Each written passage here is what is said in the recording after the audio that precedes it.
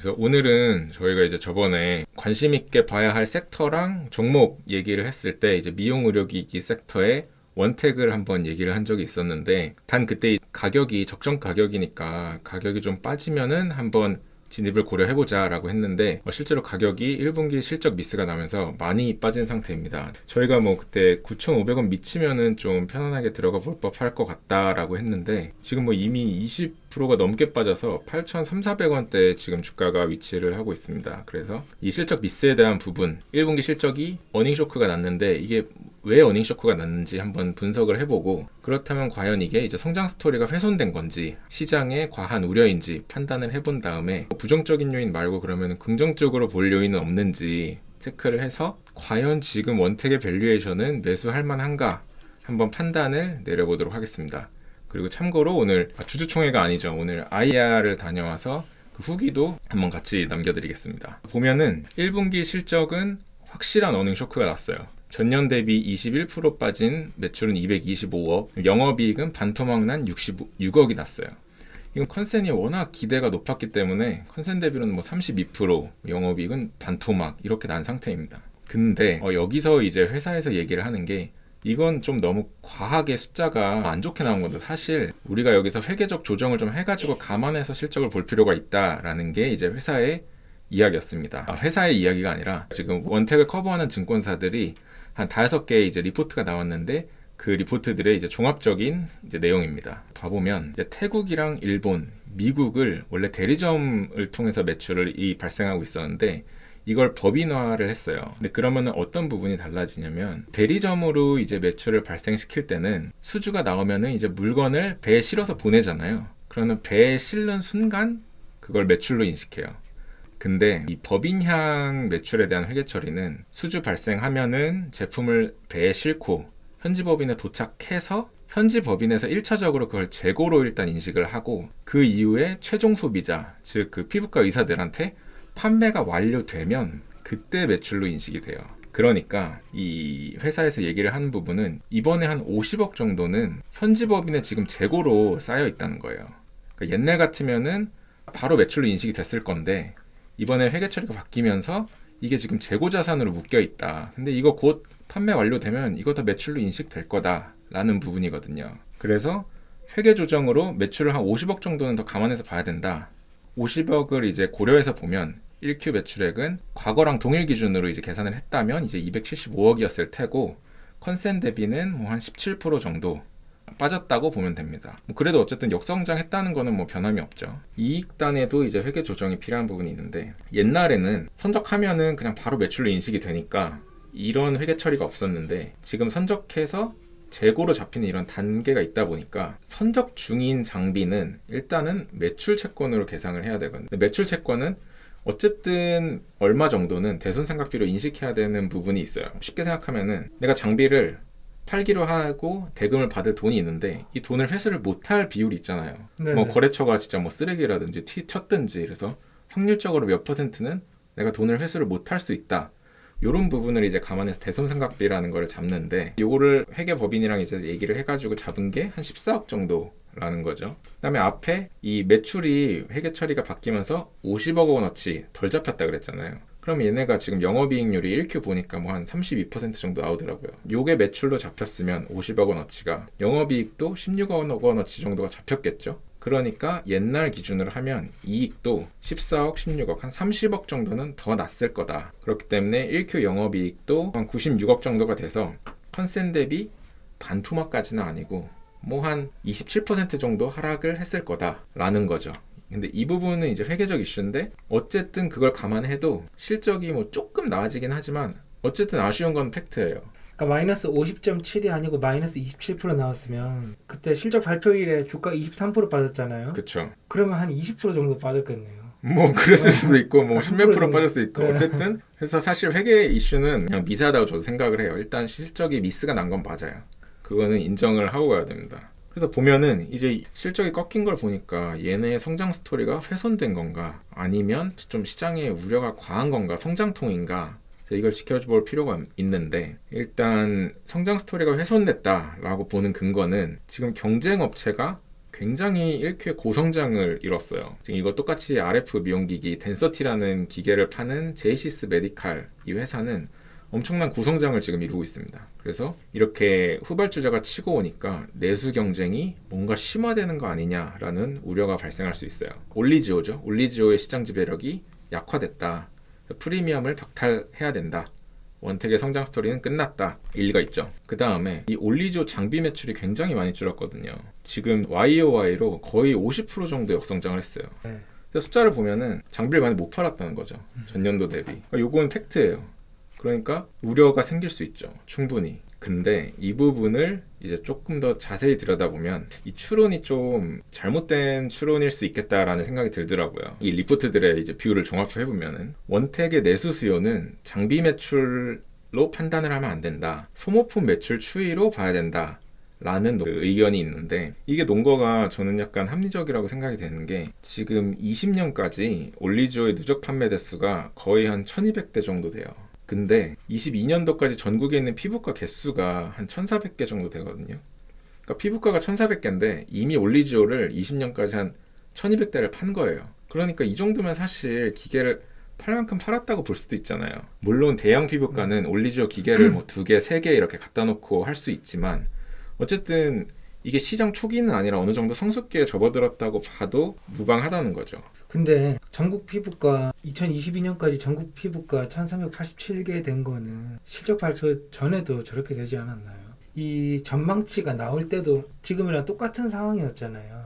그쵸. 그러니까 정신승리 아니냐 이거죠. 전혀 상황이 바뀐 게 없는데 실적 발표 전날이랑 현재 전국 피부과 많아지고 거기에 올리지오 누적 판매 대수 이미 충분히 팔렸다는 상황이 전혀 바뀌지 않았잖아요. 그쵸. 그러니까 이 요소는 실적 발표 전에도 다 고려가 되어 있었던 요소인데 이제 와서 다시 생각해 보니까 하드웨어보다는 서비스, 그 소모품 매출에 좀 더 집중을 해야 될 것 같다라고 말하는 거는 좀 끼워 맞추기 아닌가 그런 생각이 들었어요. 약간 그런 부분도 있죠. 일단 그리고 기저가 너무 높은 영향도 있어요. 지금 보면은 23년에 올리지오가 프로모션을 엄청 해가지고 기계를 1년 동안 435대를 팔았는데 1Q에 집중적으로 200대를 팔았대요. 그러니까 1Q 작년만 해도 1Q에 뭐 200, 2, 3, 4Q에 나머지 200대를 나눠서 판 거예요. 그러니까 1Q가 사실 엄청 많이 팔았다는 거는 기저가 높은 거는 이제 인정을 하고 가야죠. 사실 여타 분기랑 비교를 해보면은 그냥 그럭저럭 1분기도 판 거긴 판 거다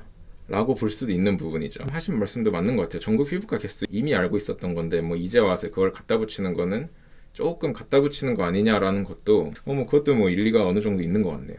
그래서 수요 장비는 이미 뭐 어느 정도 성숙이 됐고 거기에서 발생하는 소모품 매출로 이제 이 수요를 봐야 된다 라는 거였는데 이 부분도 근데 이해는 되더라고요. 근데 보면은 23년 4분기 때 4분기만 성수기거든요. 피부 미용은 매출이 여름이랑 겨울이 성수기예요. 근데 4Q에 25,000개를 팔았어요.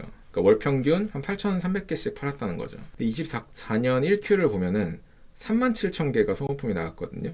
그러니까 지금 컨센도 3만 개고 컨센을 상회하는 숫자예요. 그리고 특히 1Q 중에 3월에 16,000개가 팔렸습니다. 이거는 거의 작년 3월 대비하면은 50% 오른 숫자거든요. 많이 올랐네요. 그러니까 소모품 매출이 이렇게 많아졌다는 거는 어쨌든 소비자들이 올리지오를 계속 받는다는 거잖아요. 소비자들이 계속 올리지오를 찾는다는 거고, 예를 들어 올리지오의 브랜드력이 훼손이 됐으면 소모품 매출도 줄어들었어야죠. 사람들이 찾지를 않고 소모품도 나가질 않았을 테니까. 네. 장비가 더 많이 안 팔렸다 뿐이지 이미 팔린 장비에서 발생하는 소모품 매출은 엄청 컸다는 거죠. 이거를 이제 뭐 훼손된 성장 스토리로 볼 거냐, 아니면은 매출 구성을 들여다보니까 이거 아직 훼손됐다고 판단하기엔 좀 이르다, 이렇게 판단할지 이거는 좀 지켜볼 필요가 있습니다.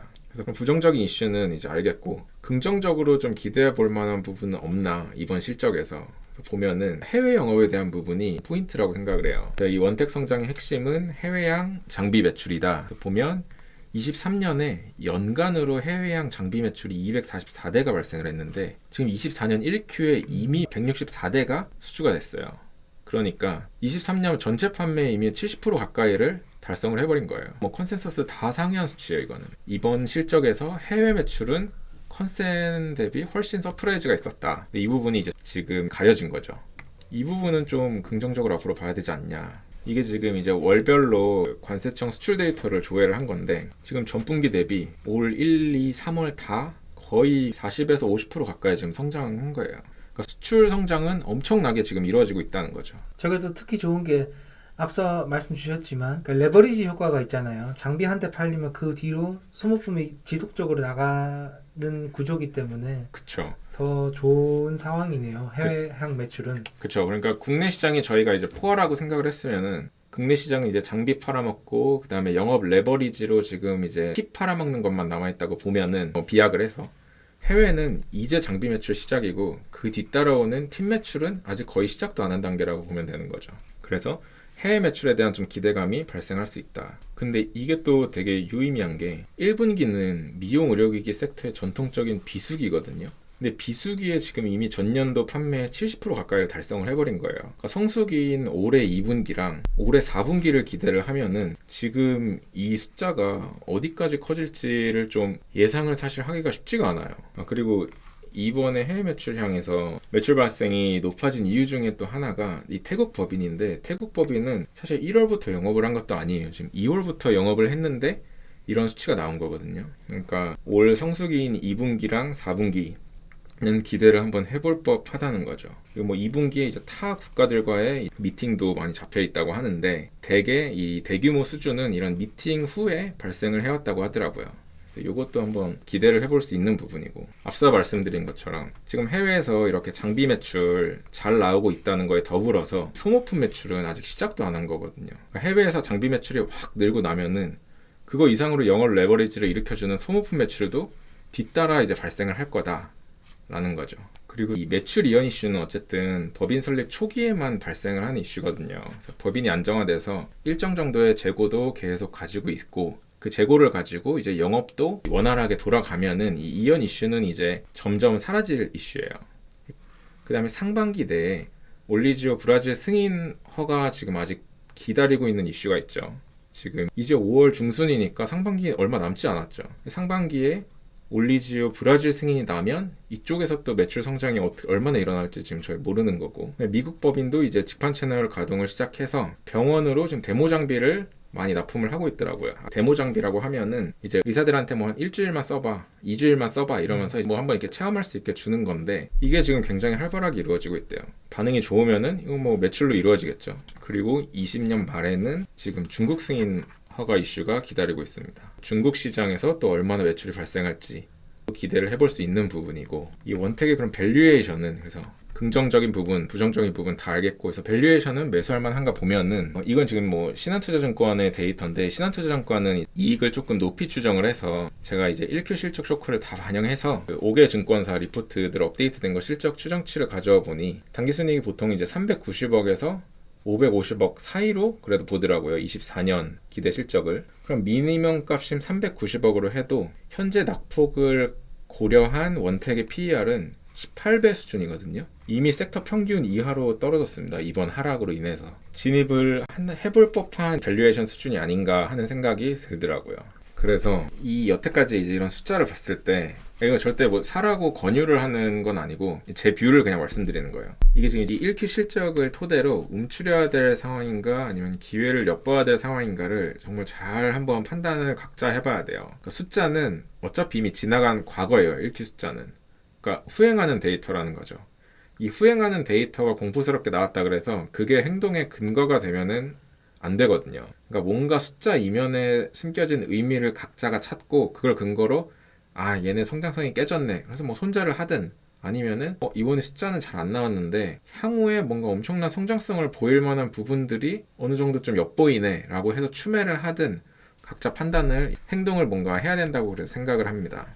공포스러운 숫자에 매몰돼서 기회를 그냥 보내게 될지 뭐 아니면은 그 숫자 이면의 기회를 붙잡을지 그래서 요거는 각자 좀 잘 생각을 해봐야 될 것 같습니다. 어쨌건 제가 보는 핵심 포인트는 그런 시장 성장 규모인데 이게 지난번에 설명 주실 때 이게 11% 정도였잖아요. 시장의 성장률이 그렇죠. 전체 시장의 성장률이 그 정도면 참 양호한 시장이기 때문에 물론 이번 실적 아까 뭐 좋은 포인트들 말씀 주셨지만 저는 솔직히 뭐 그렇게 뭐 와닿진 않았어요. 그럼에도 불구하고 너무나 긍정적인 시장에서 그래도 경쟁력이 있는 기업이고 뭐 당장에 그런 기업 경쟁력이 저하될 만한 요소도 아직은 보이지 않는 것 같기 때문에 조금 긴 시기에서 봤을 때는 저도 긍정적인 흐름이 나올 것 같아요. 물론 조금 더 빠질 수는 있겠죠. 빠질 수는 있겠지만 아까 말씀 주신 상반기 브라질, 하반기 중국, 인구 대국들이란 말이죠.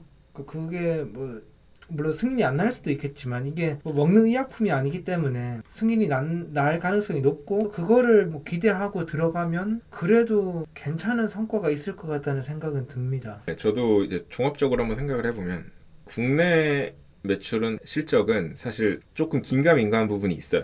긴가민가한 부분이 있는데 그러니까 아예 부정적으로 볼 필요는 저는 없다고 생각하지만 그렇다고 엄청 좋게 바라볼 만한 정도는 아니라고 생각을 하지만 지금 당장 2분기 이제 남은 1개월 반 동안 브라질 승인 이슈가 기다리고 있고 이번 실적에서 이 해외향 매출의 엄청난 성장성을 엿볼 수 있었단 말이에요. 거기다가 2분기는 이제 성수기죠. 성수기니까 뭔가 2분기에 이런 여러 가지 환경들이 조합이 되면은 2분기의 실적이 나올 때쯤에 그 다음에 브라질 승인이 날 때쯤에 급 반등을 할 수도 있지 않을까라는 생각이 들어서 저는 한번 진입을 해보기 시작했습니다. 하루 IR을 다녀와서 느낀 후기는 막 크게 막 이번에 업데이트된 증권사 레포트들과 뭐 다른 뭐 그런 건 없어요. 많이 특별한 내용은 없었는데 그래도 가서 들은 내용을 한번 공유를 해드리면 국내 매출의 경우에 뭐 1Q 국내 실적이 저조한 이유에 대해서 설명을 해주는데 레포트랑 동일합니다. 작년 기저가 너무 높았다. 23년 1Q 때는 프로모션을 엄청 해가지고 장비를 엄청 많이 팔았다. 근데 올해는 이제 어느 정도 성숙을 했으니까 프로모션을 지금 진행하지 않고 있다.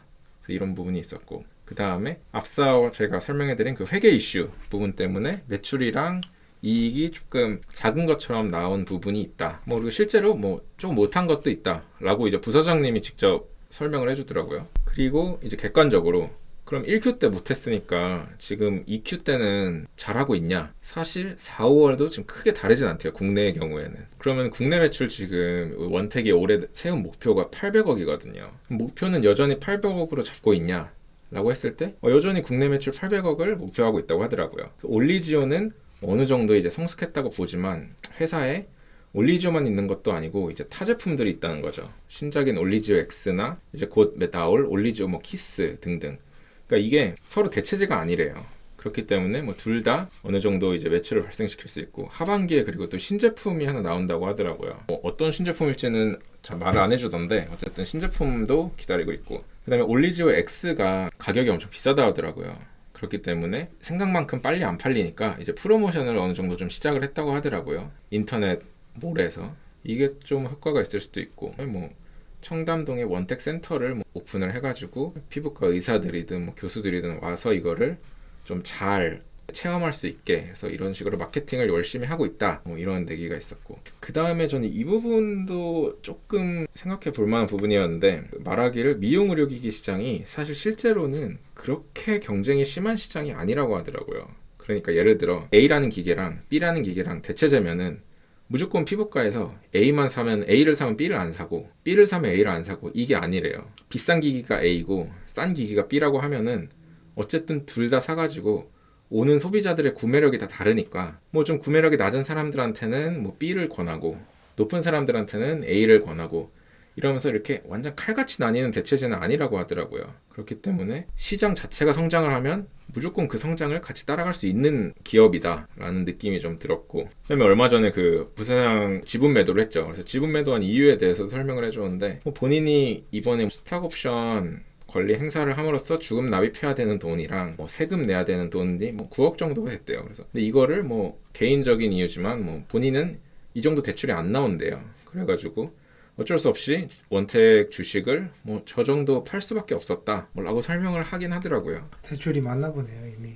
대출이 뭐 개인적인 대출이 뭐 2억 뭐 같은 대출이 많이 안 나온다고 하더라고요. 그렇다고 하고 그 다음에 해외 매출은 기대해도 된다. 미국 법인은 아까 말한 그 데모 수량 시험 한번 해보라고 이렇게 뿌리는 수량 요청이 되게 증가 추세에 있다. 뭐 50개 정도 된다고 한 것 같더라고요. 근데 다만 미국이 이제 경기가 안 좋긴 안 좋대요. 지금 고금리가 이어지다 보니까 이 기계 리스 이자율이 너무 높아가지고 선뜻 이렇게 구매를 안 한대요. 그래서 이것도 뭐 5년에 걸쳐서 리스할 수 있게 해달라 뭐 요구가 있다는데 그거는 해외 영업하는 쪽에서 뭐 조율을 어느 정도 해가지고 어쨌든 매출을 이제 발생시킬 예정이라고 합니다. 뭐 일본 법인 같은 경우도 뭐 적자였는데 흑자 전환했고 그 광고 모델이 김소연 씨가 펜트하우스인가? 네. 네, 그 드라마가 엄청 지금 넷플릭스 일본에서 인기가 많아가지고 김수현 씨에 대한 그 광고 효과도 지금 기대하고 있다. 슌 메디컬이라는 뭐 일본의 의료 관련된 뭐 마케팅 회사라고 했었던 것 같은데 아무튼 거기에도 투자를 해서 여기에 유통망을 이용해서 뭐 광고를 할 거다. 그런 게 있었고 중국 법인은 이제 인허가를 위해서 있는 이제 사무소 성격이 크기 때문에 중국 법인에서 뭐 큰 매출을 바라고 있지는 않다. 그다음에 태국 법인 요걸 이제 강조해서 말해줬는데 걱정 안 한다. 수주도 지금 많이 쌓이고 있고 성장세도 빠르다. 그래서 뭐 2월부터 판매를 시작했는데 이미 뭐 수주가 92대인데 1분기 실적이 매출로 인식된 거는 18대밖에 없다고 하더라고요.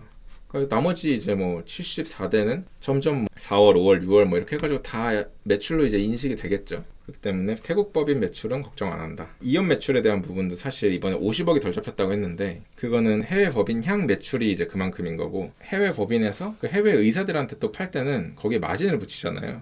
그러니까 매출이 훨씬 더 커진다고 하더라고요. 그래서 이 부분도 플러스 알파가 더 붙어서 매출이 더 늘어날 거다. 그리고 해외 매출의 경우에는 장비 매출이 이제 지금 초기이기 때문에 이 유상 팀 매출은 시작도 안 했다고 생각을 한다. 이 부분은 나중에 뭐 엄청난 영업 레버리지를 불러일으킬 것 같다는 내용이었습니다. 그리고 뭐 회사는 이 중장기 비전으로는 미용 의료기기 플러스 지금 서지컬 기기 시장 진입까지 좀 고려를 하고 있더라고요. 지금은 매출이 엄청 미미하긴 하지만 이쪽 시장까지 이제 확장을 해서 뭔가 중장기 비전을 좀 가지고 있다라고 했고 해외 파트너사를 찾는 거, 뭐 해외 투자자 찾는 거는 뭐 계속 진행 중에 있고 뭐 진행하다가 드랍된 경우도 있고 뭐 신규를 계속 딜 진행하고 있는 부분도 있고 이 부분에 뭐 그렇게 진행이 되고 있다고 합니다.